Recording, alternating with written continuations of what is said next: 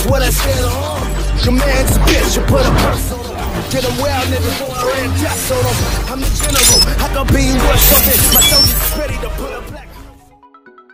So hey guys and कैसे हैं आप लोग। तो इस वीडियो को दीपक भैया की जगह मैं होस्ट कर रहा हूं। मेरा नाम है कथन एंड इस वीडियो में हम डिस्कस करने वाले हैं एक फैन थ्योरी जो कि रिटर्न ऑफ इन्फिनिटी स्टोन पे बेस्ड है।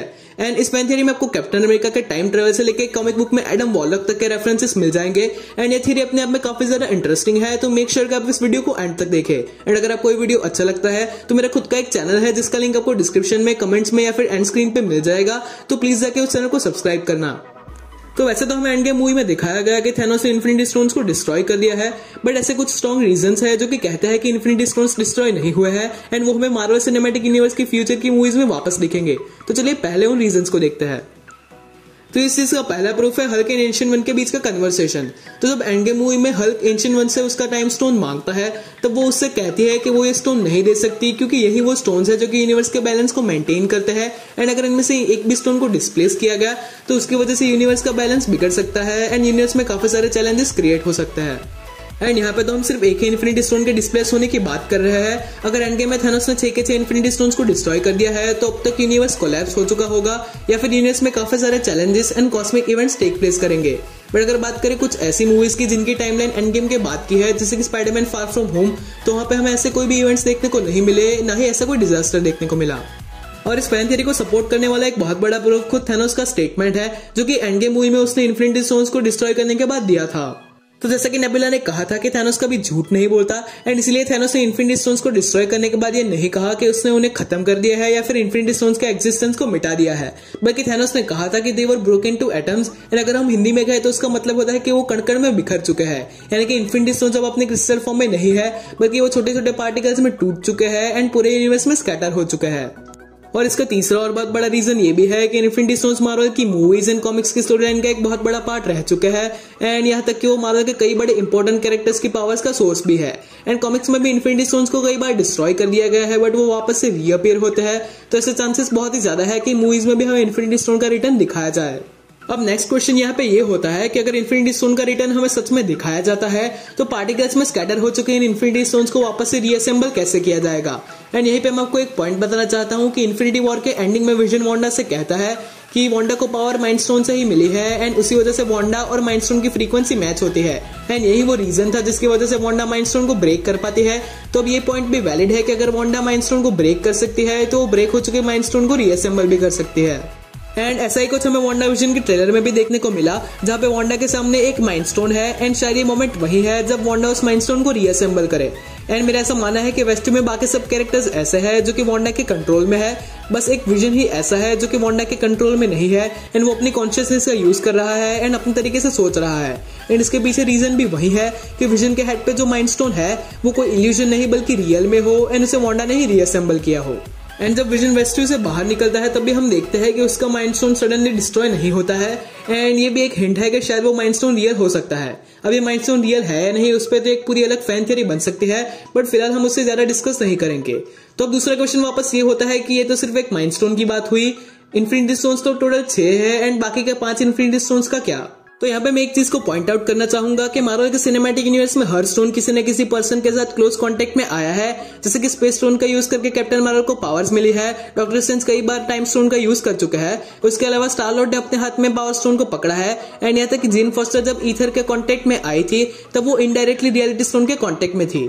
हाँ, पर यहाँ पे एक स्टोन ऐसा है जिसके साथ कोई कॉन्टेक्ट में नहीं आया है जो कि है soul stone, but Marvel recently characters को इंट्रोड्यूस करने वाला है जिसका नाम एडम वॉलॉक है। एंड अगर आपको नहीं पता तो मैं आपको बता दूं कि एडम वॉलॉक का सोल स्टोन के साथ एक बहुत ही ज्यादा डीप रिलेशन है। तो यहाँ पे शायद हमें ऐसा दिखाया जा सकता है कि जिन भी कैरेक्टर्स के कांटेक्ट में ये स्टोन आया है कहीं ना कहीं इन स्टोन्स ने उन कैरेक्टर्स के अंदर अपनी फ्रीक्वेंसी छोड़ी है एंड इसी फ्रीक्वेंसी का यूज करके इन स्टोन्स को वापस से रीअसेंबल किया जा सकता है। एंड अब जब मार्वल के सिनेमैटिक यूनिवर्स में थैनोस की डेथ हो चुकी है तो एक और क्वेश्चन होता है कि अगर ये स्टोन इस तरह से रीअसेंबल होते हैं तो उन्हें कलेक्ट कौन करेगा एंड अगर कोई उन्हें कलेक्ट करेगा तो उस कलेक्ट करने वाले को रोकेगा कौन। एंड इसका बहुत ही सिंपल आंसर ये है कि उन्हें कलेक्ट करेगी गमोरा एंड गमोरा को रोकेगा एडम वॉलॉक। एंड ये बात मैं ऐसा ही नहीं बोल रहा, इसके पीछे कुछ डीप लॉजिक एंड बहुत बड़े कॉमिक बुक रेफरेंसेस है।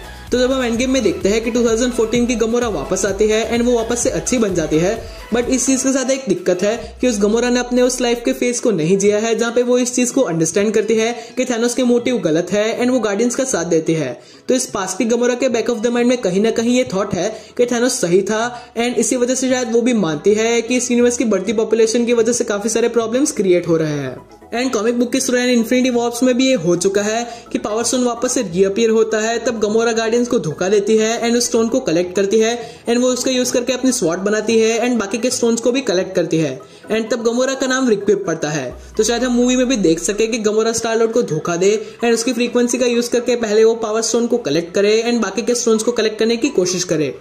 इन्फिनिटी वॉर्स के स्टोरी लाइन के दौरान तो वो सारे स्टोन्स को कलेक्ट भी कर लेती है, बट वो थैनोस की तरह आधी पॉपुलेशन को वाइप आउट नहीं करती है, बल्कि उसकी सोच थोड़ी डिफरेंट होती है। तो वो क्या करती है कि दो अलग अलग पर्सनालिटी को मर्ज करती है एंड एक ही पर्सन बना लेती है, जिसकी वजह से पॉपुलेशन आधी हो जाए। एंड यहाँ पे हम अपने कई फेवरेट सुपर हीरोज को भी मर्ज होता हुआ देख सकते हैं, जैसे कि हल्क और एंटमैन मर्ज होते हैं, फिर स्पाइडरमैन और मून नाइट मर्ज होकर एरेक्नाइट बनते हैं, उसके अलावा Ghost Rider and Black Panther merge होकर घोस्ट पैंथर बनते हैं। उसके अलावा हमारे फेवरेट सुपर हीरोज में से Captain America and Doctor Strange merge होकर सोल्जर सुप्रीम बनते हैं, Iron Man and Thor merge होकर आयरन हैमर बनते हैं एंड बाकी भी कई सुपर हीरोज मर्ज होते हैं जो कि बहुत ही ऑसम सुपर हीरोज को क्रिएट करते हैं। एंड अगर ये चीज हमें मूवी में दिखाई जाती है तो ये देखना बहुत ही ज्यादा एपिक होने वाला है एंड ऑडियंस के लिए ये एक माइंड ब्लोइंग एक्सपीरियंस होगा। एंड इसी स्टोरी लाइन में गमोरा को रोकता है एडम वॉरलॉक एंड हम देख चुके हैं कि गार्डियंस ऑफ गैलेक्सी वॉल्यूम 2 के एंड क्रेडिट सीन में हमें एडम वॉरलॉक का एक सीन दिखाया गया था जिसमें उसे क्रिएट किया जा रहा है। तो एक चीज तो श्योर है कि एडम वॉरलॉक एमसीयू में आने वाला है एंड अगर एडम वॉरलॉक एमसीयू में आता है एंड गमोरा भी 2014 वाली है तो इस चीज की पॉसिबिलिटी बहुत ही ज्यादा बढ़ जाती है कि हमें इन्फिनिटी वॉर्स की स्टोरी लाइन मार्वल के सिनेमैटिक यूनिवर्स में दिखाई जाए। अब ये पूरी फैन थियरी तो अपनी जगह है, बट जैसे कि हम जानते हैं कि मार्वल की अब तक की जो मूवीज थी वो इन्फिनिटी सागा का पार्ट थी एंड मार्वल की जो फ्यूचर मूवीज होने वाली है वो भी मल्टीवर्स सागा का पार्ट होगी। तो ऐसे में अगर मार्वल अपने म्योनिर जैसा आइकॉनिक वेपन या फिर इन्फिनिटी स्टोन्स का रिटर्न करवाना चाहता है तो वो मल्टीवर्स के कंसेप्ट या फिर अल्टरनेट टाइमलाइन के कंसेप्ट के थ्रू भी उनका रिटर्न करवा सकता है। एंड मैंने रिटर्न ऑफ म्योनिर पे भी एक वीडियो बना रखी है, तो अगर आपने वो वीडियो नहीं देखी है तो उसका लिंक आपको आई बटन पे मिल जाएगा। एंड अगर मार्वल ऐसे अपने इन्फिनिटी स्टोन्स का रिटर्न करवाता है या फिर म्योनिर का रिटर्न करवाता है तो यहाँ पे मुझे नाम लेने की भी जरूरत नहीं है कि कौन सा कैरेक्टर ये कर सकता है। एंड कॉमिक्स में भी सीक्रेट वॉर्स के इवेंट के दौरान जब हमारी अर्थ 616 से एक और प्लैनेट अर्थ टकराने वाली होती है तब कैप्टन अमेरिका गाउंटलेट का यूज करते हैं एंड उस प्लैनेट को डिस्ट्रॉय करते हैं। तो अगर मूवीज में भी अवेंजर्स 4 जैसी कोई बड़ी मूवी बनती है तो वहां पे हमें ऐसा दिखाया जा सकता है कि पास्ट के कैप्टन अमेरिका आते हैं इन्फिनिटी स्टोन्स को साथ में लेकर अवेंजर्स की हेल्प करने के लिए। एंड अगर ऐसे ही हमें कुछ सीन्स दिखाए जाते हैं तो जैसे एंड गेम में कैप्टन अमेरिका ने म्योनिर विल्ड किया था एंड एक बहुत बड़ा मूवमेंट क्रिएट हुआ था, वैसे हमें फ्यूचर मूवीज में कैप्टन अमेरिका इन्फिनिटी स्टोन्स का यूज करते हुए दिख सकते हैं। एंड सीक्रेट वॉर्स के इवेंट के दौरान ही ऐसा हो चुका है जब ब्लैक पैंथर ने इन्फिनिटी गॉन्टलेट को यूज किया था एंड फाइट के दौरान डॉक्टर डूम के सामने। बट हम जानते हैं कि मार्वल के सिनेमैटिक यूनिवर्स में ब्लैक पैंथर को रोल प्ले करने वाले एक्टर चैडविक बोसमैन की कैंसर की वजह से डेथ हो चुकी है, तो शायद मार्वल के सिनेमैटिक यूनिवर्स में ये अपॉर्चुनिटी कैप्टन अमेरिका को मिले। एंड अभी अभी रूमर्स आए थे कि मार्वल वाले क्रिस इवांस को वापस कांटेक्ट कर रहे हैं किसी छोटे रोल में साइन करने के लिए, तो शायद वो रोल ये भी हो सकता है क्योंकि जैसा कि किसी ऑफिशियल ने रिवील किया था मार्वल अभी से 2027 तक की मूवीज को प्लान कर रहा है। एंड मार्वल के सिनेमैटिक यूनिवर्स में कई फ्यूचर पोटेंशियल विलन्स है जो कि काफी ज्यादा पावरफुल है एंड उनके सामने इन्फिनिटी गॉन्टलेट को यूज किया जा सकता है। एंड उनकी रैंकिंग भी मैंने बना रखी है जिसकी लिंक आपको डिस्क्रिप्शन में या फिर आई बटन पे मिल जाएगी। और अब जब यहाँ पे मल्टीवर्स की बात हो ही रही है तो लोकी की जो फ्यूचर सीरीज आने वाली है वो भी मल्टीवर्स एंड अल्टरनेट टाइमलाइन के कंसेप्ट पे भी बेस्ड होगी, तो वहां पे भी हमें इन्फिनिटी स्टोन्स का रिटर्न दिखाया जा सकता है। तो लेट्स वेट एंड वॉच कि मार्वल वाले हमें क्या दिखाते हैं। But if you really like this video मेरे चैनल को सब्सक्राइब करना मत भूलना। एंड अगर आपको रिटर्न ऑफ म्योनिर के बारे में जानना है तो आप ऊपर वाले वीडियो देख सकते हैं एंड अगर आपको जानना है मार्वल के फ्यूचर विलन्स के बारे में तो आप नीचे वाले वीडियो देख सकते हैं। So that's it for today guys. अगर आपको आज का वीडियो अच्छा लगा हो तो प्लीज जाके मेरे चैनल को सब्सक्राइब करना एंड मिलते हैं हमारे अगले वीडियो में बट मेरे चैनल पे। Till then be dynamic and don't fear to do what you love. Piece.